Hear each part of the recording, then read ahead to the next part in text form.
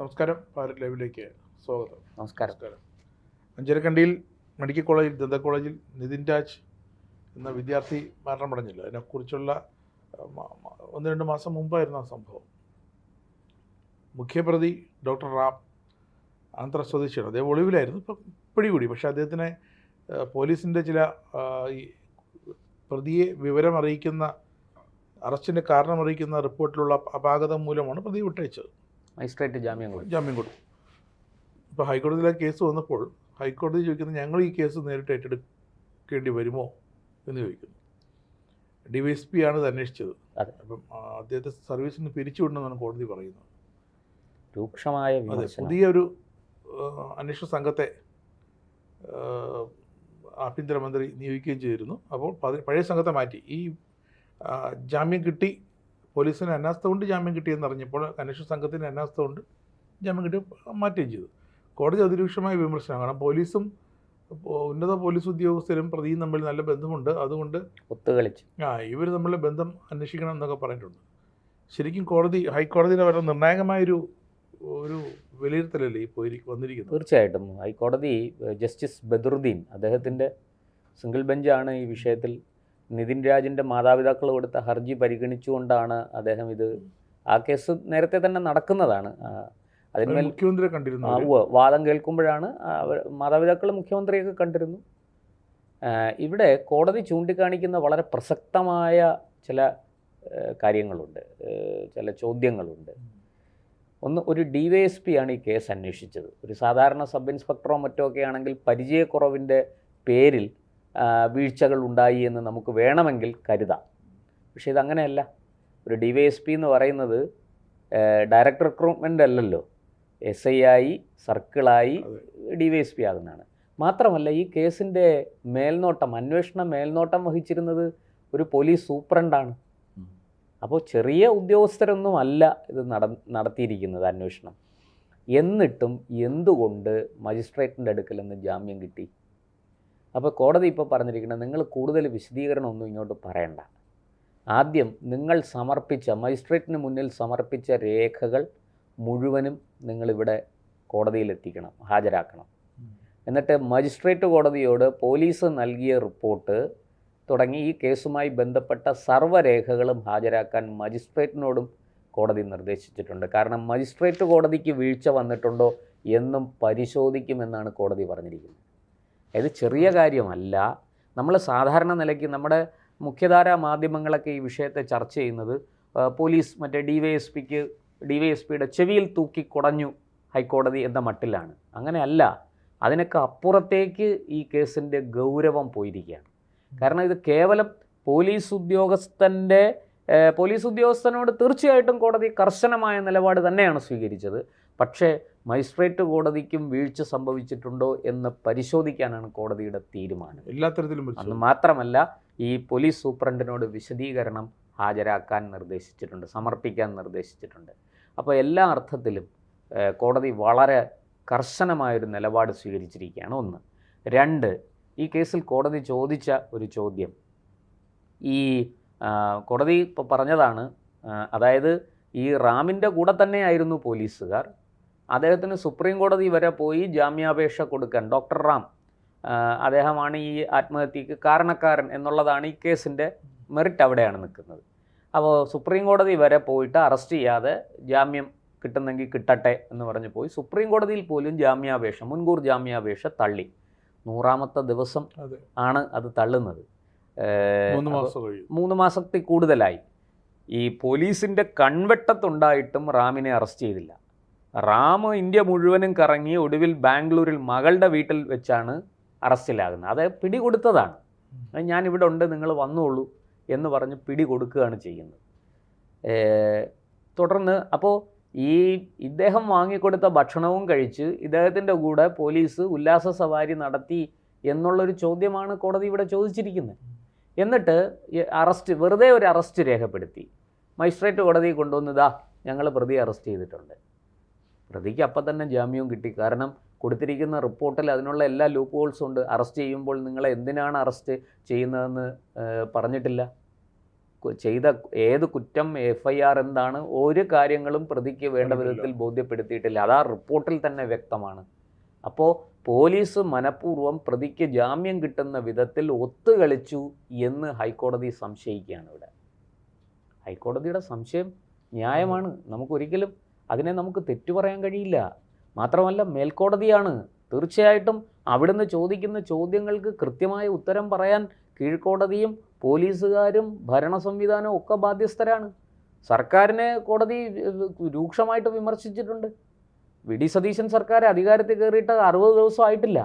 പക്ഷേ ഈ കേസിൽ മുൻ സർക്കാർ വീഴ്ച വരുത്തി എന്നുള്ളത് എല്ലാവർക്കും അറിയുന്ന കാര്യമാണ്.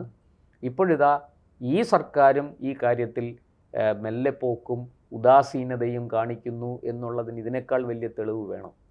ഒരു പ്രതിക്ക് സുപ്രീം കോടതി വരെ മുൻകൂർ ജാമ്യത്തിന് പോലീസ് വിചാരിച്ചാൽ പിടിക്കാൻ പറ്റാത്ത പ്രതിയാണോ ഇത്? അപ്പോൾ വേണ്ടാന്ന് മനഃപൂർവ്വം വെച്ചിട്ടാണ് എന്നുള്ള സംശയം ബലപ്പെടുത്തുകയല്ലേ ഇവിടെ ചെയ്യുന്നത്. അങ്ങനെ ഈ സർക്കാരിനും കോടതി രൂക്ഷമായ വിമർശനം കൊടുത്തിട്ടുണ്ട്. ഈ അന്വേഷണ ഉദ്യോഗസ്ഥൻ, അതായത് ഈ DYSP, ഇദ്ദേഹത്തിൻ്റെ ഒരാളായി മാറി അദ്ദേഹത്തിൻ്റെ കൂടെ നിന്ന് ആ റാമിന് ജാമ്യം കിട്ടാൻ കഴിയുന്ന വിധത്തിൽ കേസ് കൈകാര്യം ചെയ്തു എന്നുള്ളതാണ്. ഈ മരണവുമായി ബന്ധപ്പെട്ട് തന്നെ വലിയ ഗൂഢാലോചന നടന്നിട്ടുണ്ടെന്നൊക്കെയാണ് സംശയിക്കപ്പെടുന്നത്. ഇരിക്കട്ടെ, ഞാൻ അതിനെക്കുറിച്ച് നമ്മളിപ്പോൾ വിശകലനം ചെയ്യുന്നത് ശരിയല്ല. അന്വേഷണം നടന്ന് റിപ്പോർട്ട് വരട്ടെ. നമ്മൾ പ്രാഥമികമായിട്ടുള്ള കാര്യങ്ങളൊക്കെ മുമ്പ് പറഞ്ഞല്ലോ, ചർച്ചകളിൽ പറഞ്ഞല്ലോ. ഇപ്പോൾ കോടതി നടത്തിയിരിക്കുന്ന ഈ പരാമർശം സത്യത്തിൽ സംസ്ഥാന സർക്കാർ ആ അന്വേഷണ ഉദ്യോഗസ്ഥനെ സസ്പെൻഡ് ചെയ്ത് മാറ്റി നിർത്തേണ്ടതാണ്, അല്ലേ? അപ്പോൾ തന്നെ പുതിയ ടീമിനെയൊക്കെ വെച്ചു. പക്ഷെ പഴയ ടീം ഇനിയിപ്പോൾ കോടതി ഈ കേസ് പരിഗണിക്കുന്ന അവസരത്തിൽ ഹൈക്കോടതി മജിസ്ട്രേറ്റ് കോടതിയിൽ കൊടുത്ത റിപ്പോർട്ടും പോലീസ് സമർപ്പിച്ച റിപ്പോർട്ട്, പോലീസ് അവിടെ കൊടുത്തിരിക്കുന്ന റിപ്പോർട്ടുണ്ട്. പോലീസ് ഇവിടെ ഹൈക്കോടതിയിൽ ആ റിപ്പോർട്ടിൻ്റെ പകർപ്പ് ഇങ്ങോട്ട് കൊടുക്കണമെന്ന് പറഞ്ഞിരിക്കുകയാണ്. പോലീസിനോടും പറഞ്ഞിട്ടുണ്ട്, മജിസ്ട്രേറ്റിനോടും പറഞ്ഞിട്ടുണ്ട്. അപ്പോൾ കള്ളത്തരമൊന്നും കാണിക്കാൻ പറ്റില്ല അതിനകത്ത്. പോരാഞ്ഞിട്ട് പോലീസ് സൂപ്രണ്ടിനോട് എക്സ്പ്ലനേഷനും ചോദിച്ചിട്ടുണ്ട്, വിശദീകരണവും ചോദിച്ചിട്ടുണ്ട്. ഇതെല്ലാം മുന്നിൽ വന്നു കഴിയുമ്പോൾ കോടതി പറയുകയാണ് ഈ അന്വേഷണ ഉദ്യോഗസ്ഥൻ ഇതിനകത്ത് കൃത്യമായിട്ട് ഈ പ്രതിയോടൊപ്പം ചേർന്ന് പ്രവർത്തിച്ചു എന്ന് കോടതിക്ക് ബോധ്യപ്പെട്ടു എന്ന് കോടതി കണ്ടെത്തിയാൽ അപ്പോൾ സസ്പെൻഡ് ചെയ്യുന്നത് സത്യത്തിൽ സർക്കാരിന് നാണക്കേടല്ലേ? സർക്കാർ അതുകൊണ്ട് തന്നെ മുൻകൂറായിട്ട് ഉദ്യോഗസ്ഥനെ മാറ്റി നിർത്തി നടപടി സ്വീകരിക്കേണ്ടതല്ലേ, മുഖം രക്ഷിക്കാനെങ്കിലും? പക്ഷെ അതുണ്ടാകും എന്നെനിക്ക് തോന്നുന്നില്ല. കാരണം ആ കോളേജും അതിൻ്റെ മാനേജ്മെൻറ്റും അതിൻ്റെ പശ്ചാത്തലവും ഒക്കെ അങ്ങനത്തതാണ്. അതുകൊണ്ട് തന്നെ ഇടത് വലത് മുന്നണികൾ ഇനിയിപ്പോൾ BJP ഭരിച്ചാലും ഈ കാര്യത്തിൽ വലിയ മാറ്റമൊന്നും ഉണ്ടാകും എന്ന് എനിക്ക് തോന്നുന്നില്ല. അവിടെ വളരെ കൃത്യമായിട്ട് ഈ അധ്യാപകന് രക്ഷപ്പെടാൻ കഴിയുന്ന എല്ലാ പഴുതുകളും ഇട്ടുകൊണ്ടാണ് അന്വേഷണം മുന്നോട്ട് കൊണ്ടുപോകുന്നത്. അത് തീർച്ചയായിട്ടും ഒരു ആശാവഹമായ കാര്യമല്ല. ഇവിടെ ഇത് ജസ്റ്റിസ് ബദറുദ്ദീൻ്റെ ബെഞ്ചെന്ന് പറയുമ്പോൾ അദ്ദേഹം വളരെ കർക്കശക്കാരനാണ്. നിയമം തലനാഴിക കീറി പരിശോധിക്കും. അദ്ദേഹത്തിൻ്റെ മുമ്പുള്ള വിധികൾ നമുക്കറിയാമല്ലോ. ശബരിമല സ്വർണ്ണക്കൊള്ള കേസിലൊക്കെ അദ്ദേഹം നടത്തിയ അദ്ദേഹം പറഞ്ഞ വിധി നമ്മളെല്ലാവരും വിശകലനം ചെയ്തതാണ്. ഇവിടെ വളരെ ഇന്നിപ്പോൾ പത്രങ്ങളിലൊക്കെ വലിയ വാർത്തയാണിത് ഈ സംഭവം. പിന്നെ സർക്കാർ സത്യത്തിൽ നാണം കിട്ടും. ഈ സർക്കാർ ഒന്നും ചെയ്തിട്ടല്ല എങ്കിൽ കൂടി ഈ സംഭവത്തിൽ നാണം കിട്ടു എന്നുള്ളതാണ്. VD സതീശൻ സർക്കാരിന് ആദ്യം കിട്ടുന്ന ഒരു തിരിച്ചടിയാണ്, കോടതിയിൽ നിന്ന് കിട്ടുന്ന തിരിച്ചടിയാണ് ഈ സംഭവം എന്ന് പറയാതിരിക്കാൻ കഴിയില്ല. കാരണം മുൻ സർക്കാർ വെച്ചിട്ട് പോയ അന്വേഷണ ഉദ്യോഗസ്ഥരെ ഈ സർക്കാർ വന്നപ്പോൾ തന്നെ മാറ്റുകയും തുടർ നടപടി, അത് VD സതീശൻ സർക്കാരിന് എന്ന് പറയുമ്പോൾ തീർച്ചയായിട്ടും ആഭ്യന്തരമന്ത്രി രമേശ് ചെന്നിത്തലയ്ക്കും അതൊരു ബ്ലാക്ക് മാർക്കാണ്. തീർച്ചയായും. കാരണം അദ്ദേഹം ആഭ്യന്തരമന്ത്രിയായി ഇരുന്ന സമയത്തെല്ലാം നല്ല പ്രകടനമാണ് പോലീസ് കാഴ്ചവെച്ചത്. പോലീസിൻ്റെ കുറിച്ച് അന്ന് പരാതികൾ വളരെ വളരെ കുറവായിരുന്നു. ഉണ്ടായ പരാതികളിലെല്ലാം അന്ന് ആഭ്യന്തരമന്ത്രിയായിരുന്ന രമേശ് ചെന്നിത്തല ശക്തമായ നടപടിയെടുക്കുകയും ചെയ്തു. അതുകൊണ്ട് തന്നെ ഇപ്പോൾ ഉണ്ടായിരിക്കുന്ന ഈ കോടതിയിൽ നിന്നുണ്ടായിരിക്കുന്ന ഈ പരാമർശം അല്ലെങ്കിൽ ഈ ഒരു തിരിച്ചടി എന്ന് തന്നെ പറയാം, അത് ആഭ്യന്തരമന്ത്രി രമേശ് ചെന്നിത്തലയ്ക്കും വലിയ നാണക്കേടാകുന്ന ഒരു പരാമർശമാണ്, തിരിച്ചടിയാണെന്ന് പറയാതിരിക്കാൻ കഴിയില്ല. എന്തായാലും റാമിൻ്റെ കാര്യത്തിൽ ഈ റിപ്പോർട്ട് കൂടെ വന്നതിന് ശേഷം കോടതി ഒരു പക്ഷേ ജാമ്യം റദ്ദാക്കുന്ന ഇതുപോലെയുള്ള നടപടികളിലേക്ക് കടക്കുമോ എന്നറിയേണ്ടതുണ്ട്. അത് നമ്മളിപ്പോൾ അത് പറയാൻ ആളല്ല, നിയമവിദഗ്ധരാണ്. നിയമവിദഗ്ധരാണ് അത് വിശകലനം ചെയ്ത് കോടതി എന്തൊക്കെ നടപടികൾ സ്വീകരിക്കാൻ സാധ്യതയുണ്ട് എന്ന് പറയേണ്ടത് നിയമവിദഗ്ധരാണ്. നമുക്ക് ഈ വാർത്തയെ സംബന്ധിച്ചൊരു വിശകലനം ചെയ്യാനേ നമുക്ക് കഴിയുള്ളൂ. പക്ഷേ വി.ഡി. സതീശൻ സർക്കാരിനും ആഭ്യന്തരമന്ത്രി രമേശ് ചെന്നിത്തലയ്ക്കും ഒരുപോലെ നാണക്കേടുണ്ടാക്കുന്നതായി ഈ സംഭവം എന്ന് പറയാതിരിക്കാൻ കഴിയില്ല. ഇനി അഞ്ചരക്കണ്ടി മാനേജ്മെൻറ്റ് ഇതിനകത്ത് കളിച്ചിട്ടുണ്ട് എന്ന് ന്യായമായും സംശയിക്കാവുന്നതാണ്. എന്നാൽ അവരുടെ റെപ്യൂട്ടേഷനെ ഈ പറയുന്നത് പോലെ ഈ കോളേജിൻ്റെ പ്രിൻസിപ്പൾ അല്ലെങ്കിൽ HOD ഒക്കെ ആയിരിക്കുന്ന ആൾ ഇത്തരത്തിലൊരു കേസിൽ പ്രതിയാവുക എന്ന് പറയുമ്പോൾ അത് ഏത് കോളേജാണെങ്കിലും ശരി അവരുടെ മാനേജ്മെൻറ്റിനെ അത് ബാധിക്കും. അവർക്ക് നാണക്കേടാണ്. അതുകൊണ്ട് അവരും വലിയ സ്വാധീന ശക്തി ഉള്ളവരാണ്, വലിയ സമ്പത്തുള്ളവരാണ്. അത് കഴിഞ്ഞ സർക്കാരിൻ്റെ കാലത്ത് തന്നെ നമുക്ക് മനസ്സിലായതാണ്. അതുകൊണ്ട് തന്നെ ആ മാനേജ്മെൻറ്റിൻ്റെ ഇടപെടലും ഇവിടെ ന്യായമായിട്ടും സംശയിക്കാവുന്നതാണ്. ആ മാനേജ്മെൻറ്റിനെ കുറിച്ചും ഒരുപാട് ദുരൂഹതകളുണ്ട് എന്നാണ് പറയപ്പെടുന്നത്. പൊതുവെ വന്ന വാർത്തകളിലൊക്കെ അത് നിഴലിച്ചിരുന്നു. ഇനിയിപ്പോൾ കോടതി ഈ കാര്യത്തിൽ ഇപ്പോൾ മാനേജ്മെൻറ്റിനെ കുറിച്ച് കോടതി ഒന്നും പറഞ്ഞിട്ടില്ല. ഈ പ്രതിയുടെ സ്വാധീന വലയത്തെക്കുറിച്ചും സ്വാധീന ശക്തിയെക്കുറിച്ചും ഒക്കെ കോടതി പരാമർശിക്കുന്നുണ്ട് വിധിയിൽ. അതുകൊണ്ടാണല്ലോ ഇങ്ങനെ സംഭവിക്കുന്നത്, അല്ലെങ്കിൽ ഇങ്ങനെ സംഭവിക്കില്ലല്ലോ. അപ്പോൾ അതിനെക്കുറിച്ച് കോടതി വ്യക്തമായിട്ടൊന്നും പറഞ്ഞിട്ടില്ല ഈ അഞ്ചരക്കണ്ടി ഡെൻ്റൽ കോളേജിൻ്റെ മാനേജ്മെൻറ്റിനെ കുറിച്ച്. ഇനി തുടരന്വേഷണത്തിൽ അതും ഒക്കെ ഭാഗമാകും എന്നാണ് ഞാൻ മനസ്സിലാക്കുന്നത്. എന്തായാലും നിതിൻ രാജിൻ്റെ മാതാപിതാക്കളുടെ പോരാട്ടം അത് വൃഥാവിലാകില്ല എന്ന് നമുക്ക് കരുതാം. അതിനൊരു ഒരു നല്ല പര്യവസാനം ഉണ്ടാകും എന്ന് ഞാൻ കരുതുന്നു. കാരണം കോടതിയുടെ ഇടപെടലുകൾ അത്ര ശക്തമായിട്ട് ഈ കാര്യത്തിൽ ഉണ്ട്. പ്രത്യേകിച്ചും ജസ്റ്റിസ് ബദറുദ്ദീനെ നമുക്ക് ആ കാര്യത്തിൽ അദ്ദേഹത്തെ ആദരവോടെ അഭിനന്ദിക്കേണ്ടതാണ്. അദ്ദേഹത്തിൻ്റെ ബെഞ്ചിൽ വന്ന കേസുകളിലെല്ലാം വളരെ കൃത്യമായ വിധി പറയുന്നതിൽ അദ്ദേഹത്തിന് പ്രത്യേക മിടുക്ക് തന്നെ അദ്ദേഹം കാഴ്ചവെച്ചിട്ടുണ്ട്. സാധാരണക്കാരൻ്റെ അവസാനത്തെ ആശ്രയമാണ് കോടതികൾ. ആ കോടതികളിൽ നിന്ന് നീതി ലഭിച്ചില്ലെങ്കിൽ പിന്നെ നമ്മൾ എങ്ങോട്ട് പോകും എന്നൊരു ചോദ്യമുണ്ട്.